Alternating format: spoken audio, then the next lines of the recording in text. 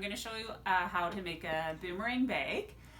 To start with, I start with a piece of fabric that is approximately, for a nice big bag like this, 22 inches wide and about 42 inches. But you can see it's been folded in half.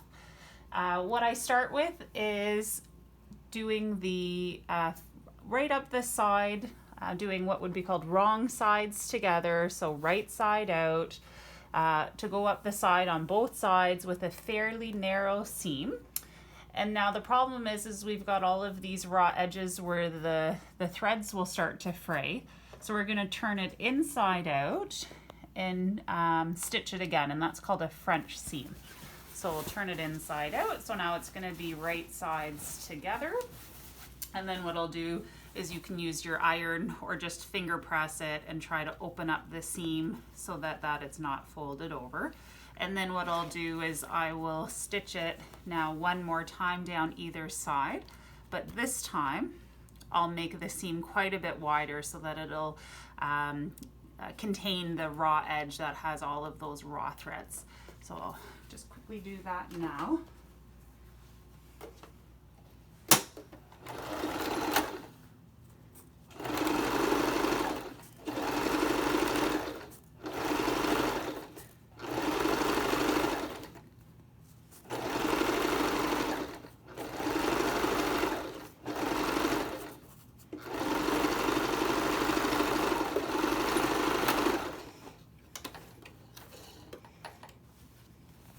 And just the same on the other side.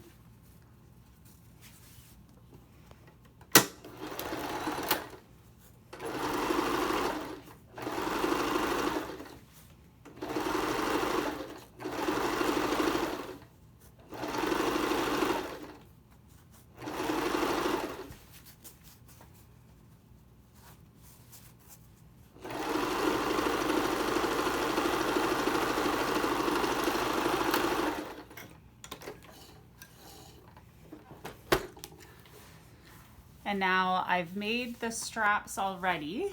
I find for a nice bag that you want to carry over your shoulders, I measure the length of the straps 26 inches long. And then I cut the fabric so it's about 5 inches wide.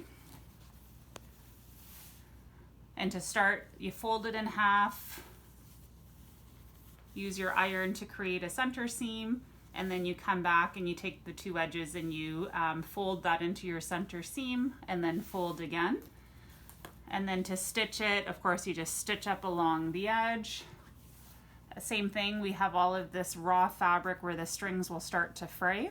So then you can use a zigzag stitch that is as big as you can get it and as close together as you can get it, that you stitch right along the edge. You'll even have your needle come off the side there. And what that will do is seal the edges of the fabric so it doesn't fray. It's similar to the stitch you would use if you were lining a buttonhole. And then you'll come all the way across the other side and then do the same thing over at the other end. And that's what I have here with these ones. So then at the top, to put the straps on with the bag inside out, you'll fold it over about 1 inch and then 1 inch again.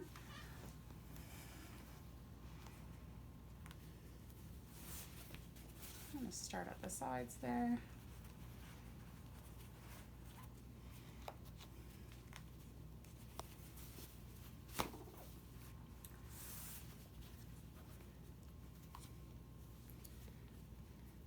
And then a quick trick to figure out your halfway mark is if you fold the seams together here and have those seams match up, then where the fold is will be the halfway mark, and you can just put a pin there.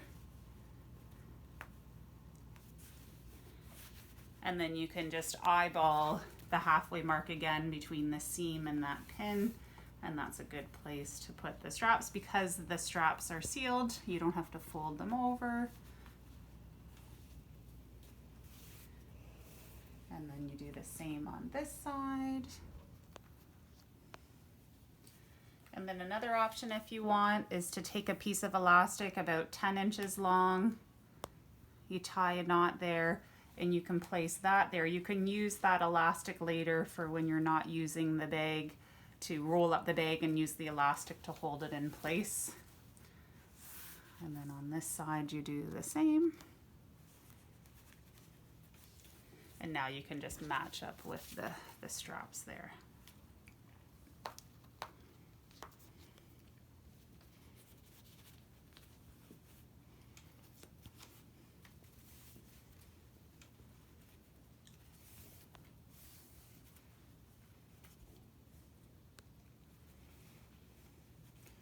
And then now when I sew, I'm going to do 2 lines of sewing, one along the bottom of the seam.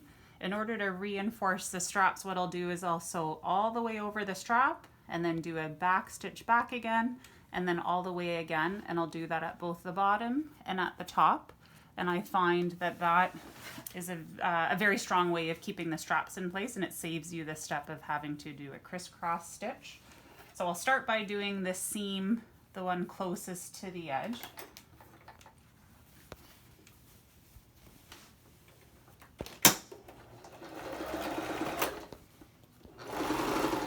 Right. So here you can see when we go, You can't.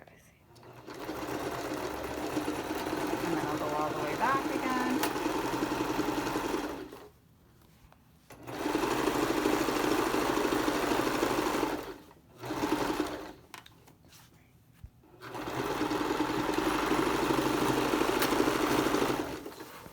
And then just all the way around.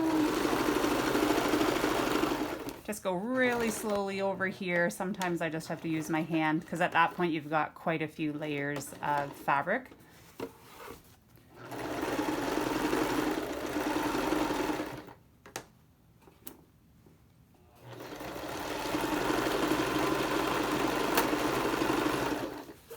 And then I'll do the same thing with this elastic. I'll go over a couple times just to reinforce that.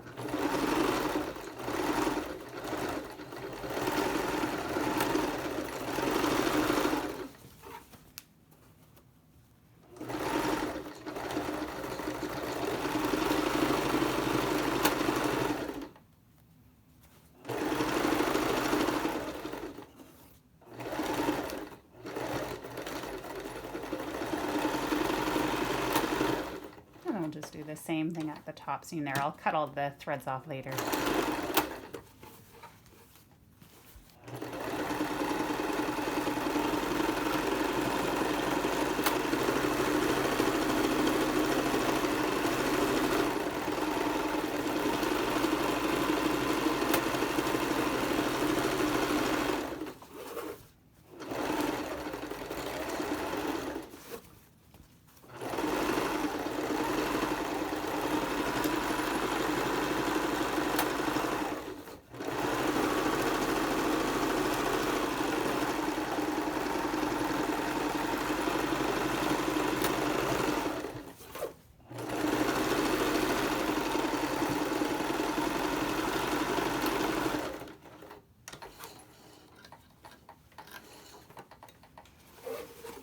So now when we turn it inside out, you can see we do have, effectively a bag, but I do like to square the corners so that the bag will sit up or sit open. You'll also see from all the raw edges that you'll have a lot of little strings that are sticking out, and you can just take the time to just cut them really close. Once you cut them, they won't come back. It's just the raw edges, and some fabrics just seem to fray more than others.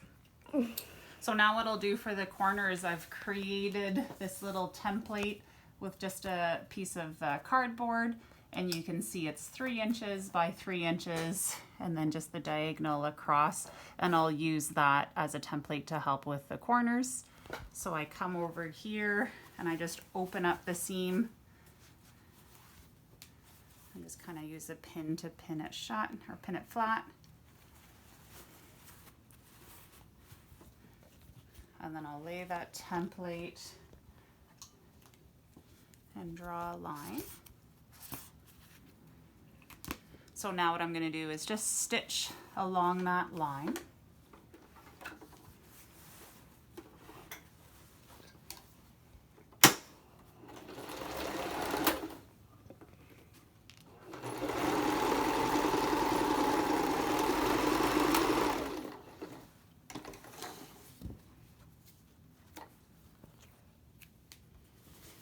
And now that I've stitched along there, I'll just cut just beside the line, leaving maybe about 1/4 of an inch. And now I'll turn the bag inside out. Once again, open up that seam. You could use an iron to press it flat or just use your fingers. And once again, I'll come back and do one more seam, this time wider, and that will contain the raw edges.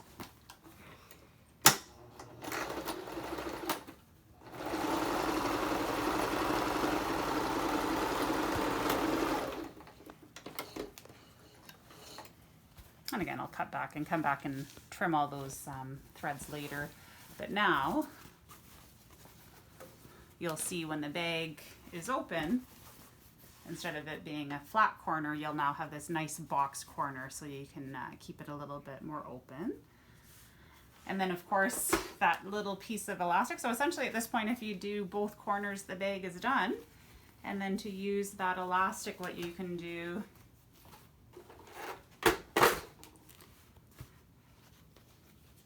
is just fold your straps in, kind of fold it into thirds, roll it from the bottom, and then if you reach through, you can grab that elastic and hold it in place, and then now you can just tuck these little bags everywhere in your car or anywhere you want to go.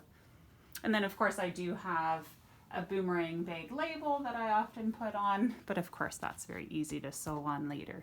And you do the corner thing for both corners. That's right, and I would do that on both corners. So thank you again to Claire, my very helpful camera person. And I hope you have good success sewing a Boomerang bag.